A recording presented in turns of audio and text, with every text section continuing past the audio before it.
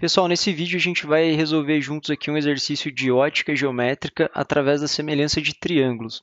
Então vamos ler o enunciado aqui para a gente poder entender melhor o que o exercício está pedindo. Em determinado momento, um edifício projeta a sombra de 30 metros. No mesmo instante, então cuidado que no mesmo instante, isso é muito importante, a gente vai ver depois por quê. Uma régua de 50 centímetros projeta uma sombra de 20 centímetros. Calcule a altura do edifício considerando a representação da imagem abaixo, sendo que esta está fora de escala. Maravilha, então. Então aqui a gente tem um prédio do lado esquerdo e uma reguinha do lado direito. Esse prédio ele tem uma determinada altura. A gente não sabe qual é essa altura, é x. É justamente o que a gente quer descobrir com esse exercício. A gente sabe que ele faz uma sombra aqui com a horizontal de 30 metros e no mesmo instante a gente tem uma reguinha de 0,5 metros, ou seja, 50 centímetros, fazendo uma sombra de 20 centímetros. Beleza, então a gente já sabe o que a gente precisa descobrir a altura desse prédio. Como que a gente vai fazer isso? Antes da gente ir diretamente para os cálculos, eu separei aqui nesse quadro do lado direito algumas observações importantes que a gente precisa ter em mente antes de começar a fazer as contas. Então, a primeira delas é que em ótica geométrica, todo raio de luz ele é tratado geometricamente como sendo uma linha reta. O que isso significa?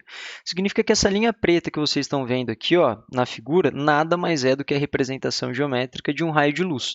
Ou seja, o raio de luz ele passa aqui pelo ponto M, pela quina do prédio e vai até o chão, formando uma sombra de 30 metros. Mas por que aqui no meio a gente não tem esses raios de luz? Né? Por quê? Porque a gente tem um prédio tampando eles. Eles chegam aqui pelo lado esquerdo, mas não passam para o lado direito, formando então a sombra. O mesmo raciocínio ele vale para a régua. Então a gente tem uma linha reta aqui do ponto E até o ponto G, que é a representação geométrica de um raio de luz. E aqui dentro a gente não tem esses raios porque a régua, o objeto régua, impede que eles ultrapassem a régua, formando então uma sombra aqui de 20 centímetros. Beleza, esse é o primeiro ponto. O segundo ponto é que dois triângulos eles vão ser semelhantes quando seus ângulos internos forem iguais. Aí, pessoal, que vem aquele ponto que eu falei que era muito importante, que é a questão do mesmo instante. Porque se fossem instantes diferentes, a gente não teria uma semelhança de triângulo como a gente tem aqui. Por que eu estou dizendo isso? Porque esse ângulo de cima aqui, o ângulo formado entre a reta, ou seja, entre a luz, o raio de luz e o prédio, e o ângulo formado aqui entre o raio de luz e a régua, eles são exatamente os mesmos, são o mesmo ângulo, por conta do instante ser o mesmo. Ou seja, a inclinação do raio de luz que vem do Sol, nesse instante, é o mesmo para qualquer objeto ali nas proximidades. Então, se a gente comparasse instantes diferentes, né, esses ângulos não seriam mais iguais e a gente não teria uma semelhança de triângulos. E como que a gente comprova que eles são realmente semelhantes? Porque aqui embaixo a gente tem um ângulo de 90 graus. Para os dois, eles são perpendiculares, ou seja, eles formam 90 graus com relação à horizontal, tanto o prédio quanto a régua.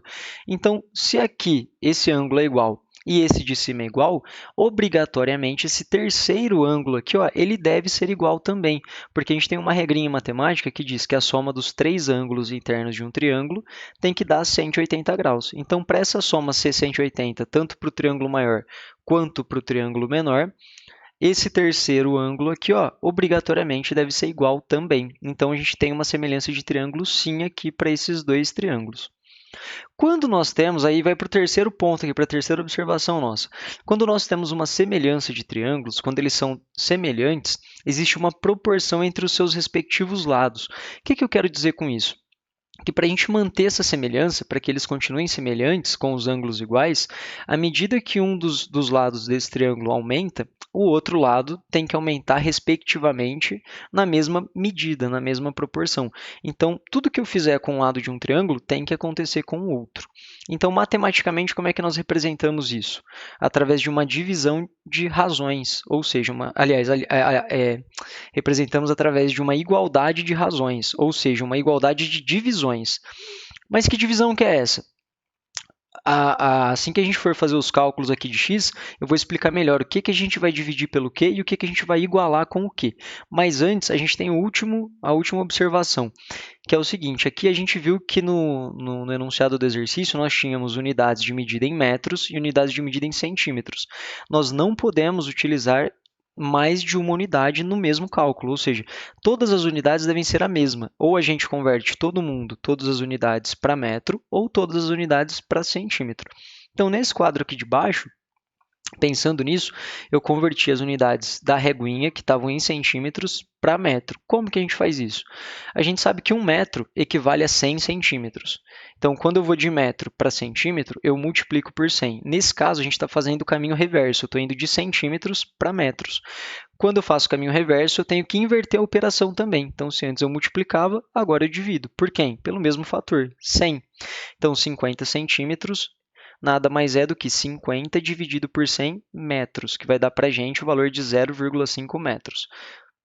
Essa mesma lógica ela é utilizada para o 20 centímetros. Então, 20 centímetros é 20 dividido por 100 metros, que vai dar aqui para a gente 0,2 metros. Beleza. Agora que a gente já converteu todo mundo para metro, igual está na figurinha aqui do triângulo menor e do maior, a gente pode vir diretamente aqui para os cálculos. Então, eu falei para vocês que proporção é uma igualdade entre duas razões, ou seja, uma igualdade entre duas divisões. Quem que nós vamos igualar e quem que nós vamos dividir?